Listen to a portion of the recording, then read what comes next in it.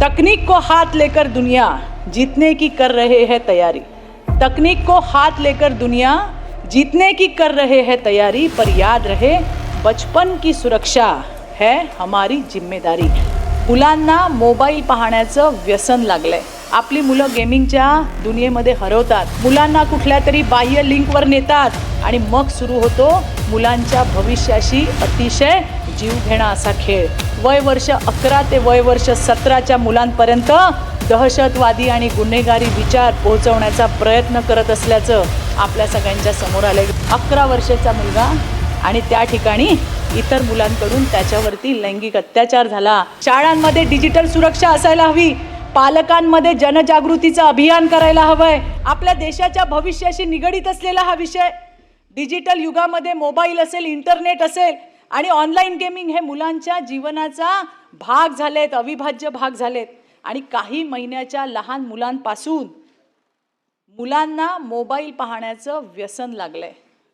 नकळतपणे आपलं पालकत्व त्या मोबाईलला पालकांनी बहाल केलंय, हे झालेलं आहे आणि ही बाब अत्यंत गंभीर आहे। सभापती महोदय, आपली मुलं गेमिंगच्या दुनियेमध्ये हरवतात, ते हरवतात तेव्हा त्यांच्यासमोर काय येतं हे पालकांना माहिती आहे का?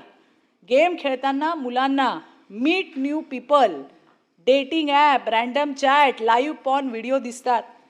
टिंडर, बंबल किंवा रँडम व्हिडिओ चॅट प्रकारच्या सेवा आकर्षण आणि कुतूहल या मुलांच्या मनामध्ये निर्माण करतात।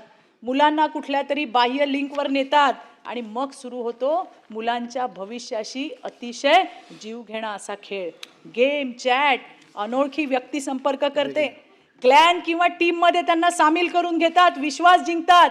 डिस्कॉर्ड आणि टेलिग्राम सारख्या प्लॅटफॉर्मवर नेऊन या मुलांकडनं त्यांची वैयक्तिक माहिती विचारली जाते आणि ही अत्यंत धोकादायक अशी प्रक्रिया आहे। एवढंच नाही, दहशतवादी संघटना, कट्टरपंथी लोक आता रोब्लॉक्स आणि माइनक्राफ्ट सारख्या लोकप्रिय गेमिंग प्लॅटफॉर्मचा वापर वय वर्ष 11 ते वय वर्ष 17च्या मुलांपर्यंत दहशतवादी आणि गुन्हेगारी विचार पोहोचवण्याचा प्रयत्न करत असल्याचं आपल्या सगळ्यांच्या समोर आलंय। लक्षात घ्या, हे किती भयानक चाललंय। ब्लू व्हेल चॅलेंज सारख्या ऑनलाईन प्रभावामुळे विविध राज्यांमध्ये मुलांनी आत्महत्या केल्या आहेत। एकाच घरातल्या 3 मुलींनी कशा पद्धतीने गाझियाबादला आत्महत्या केली आपल्याला सगळ्यांना माहिती आहे। फ्री कॉइन्स असतील, स्किन्स असतील, याच्यामध्ये फुकट फ्रीमध्ये देण्याच्या बहाण्याने या गेमिंग प्लॅटफॉर्मवर मुलांकडनं पैसे उकळले जातात, त्यांना ब्लॅकमेल केलं जातं।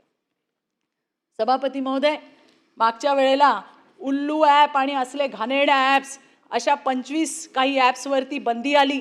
सन्माननीय मुख्यमंत्री देवाभाऊ यांनी केंद्र सरकारच्या मदतीने ही बंदी आणली, मी तशी मागणी केली होती।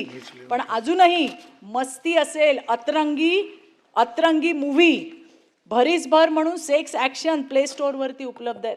याचा काय परिणाम होतो आपण बघितलं की आपल्या महाराष्ट्रामध्ये छत्रपती संभाजीनगरमध्ये त्या ठिकाणी ज्ञानेश्वर 11 वर्षाचा मुलगा आणि त्या ठिकाणी इतर मुलांकडून त्याच्यावरती लैंगिक अत्याचार झाला।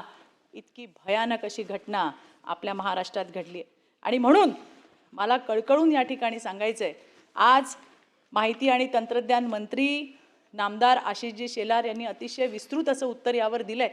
पण यामध्ये आमच्या काही सूचना आहेत की पोर्नोग्राफिक आणि अयोग्य ॲप्स तथा संकेतस्थळांवरती बंदी आणावी, तसंच कायम मॉनिटरिंग आणि त्याचं ऑडिट झालं पाहिजे। त्यामुळे काय होईल की नवे ॲप्स आणि नवे जे संकेतस्थळ आहेत ती त्या ठिकाणी येणार नाही। गेमिंग प्लॅटफॉर्मवर ॲडल्ट आणि भ्रामक जाहिराती येतात, त्याच्यावर देखरेख ठेवायला पाहिजे। शाळांमध्ये डिजिटल सुरक्षा असायला हवी, पालकांमध्ये जनजागृतीचं अभियान करायला हवंय, समुपदेशन करायला हवंय, प्रभावी तक्रार आणि त्याला प्रतिसाद देणारी यंत्रणा सुद्धा त्या ठिकाणी असायला हवी। भारतात IT ॲक्ट आणि पॉक्सो व डिजिटल नियम अस्तित्वात असले तरी सुद्धा राज्यस्तरीय समग्र धोरण आज उपलब्ध नाही आहे।